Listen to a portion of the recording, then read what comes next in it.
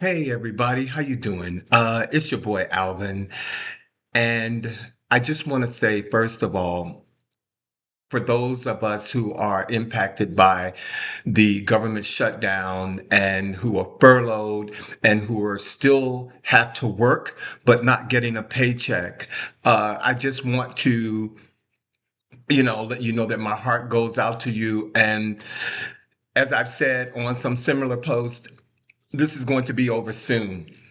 And for those who are suffering because their SNAP benefits are not coming to them and they're being forced to go hungry in some cases and look elsewhere for food, my heart goes out to you.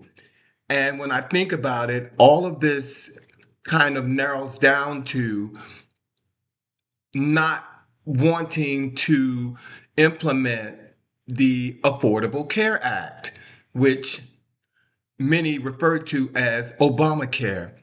And it got me to thinking, about all of that and listening to everything. And I asked the question, what's in a name? And when I think about it, everything is in a name.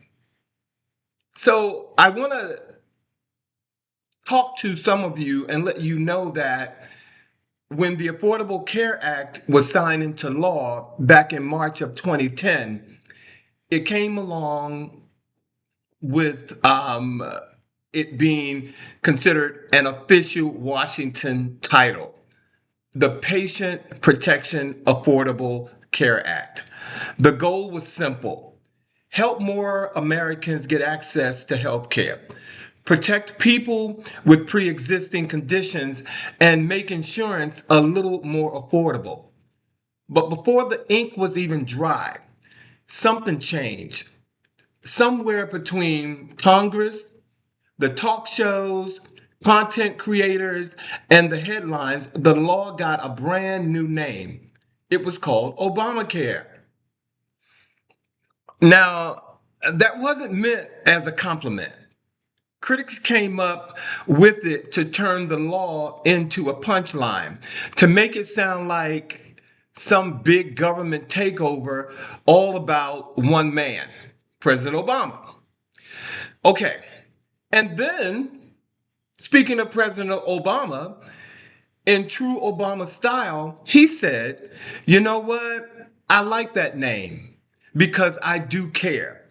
And just like that, it flipped.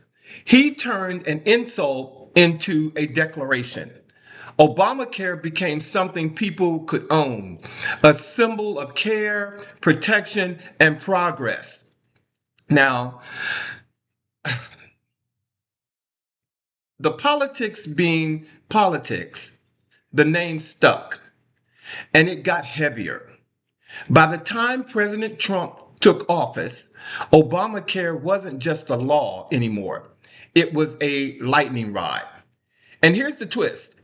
While folks were calling to repeal Obamacare, millions of Americans were depending on the very same law, the Affordable Care Act, for their coverage, their prescriptions, and their peace of mind.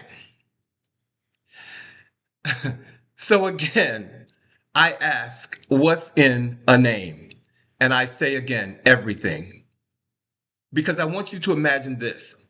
If tomorrow they change the name from Obamacare to the Trump health plan, same law, same benefits, you know what? A whole lot of people might suddenly love it.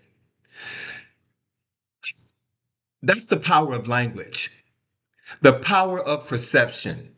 The policy works, the protections matter, but the name has carried all the politics. Maybe the real fix isn't rewriting the law. Maybe it's in a simple, or it's as simple as renaming it. Because sometimes what we call something determines whether we embrace it or we reject it. What's in a name? And in this case, the health, the dignity, and the well being of a nation. Think about it.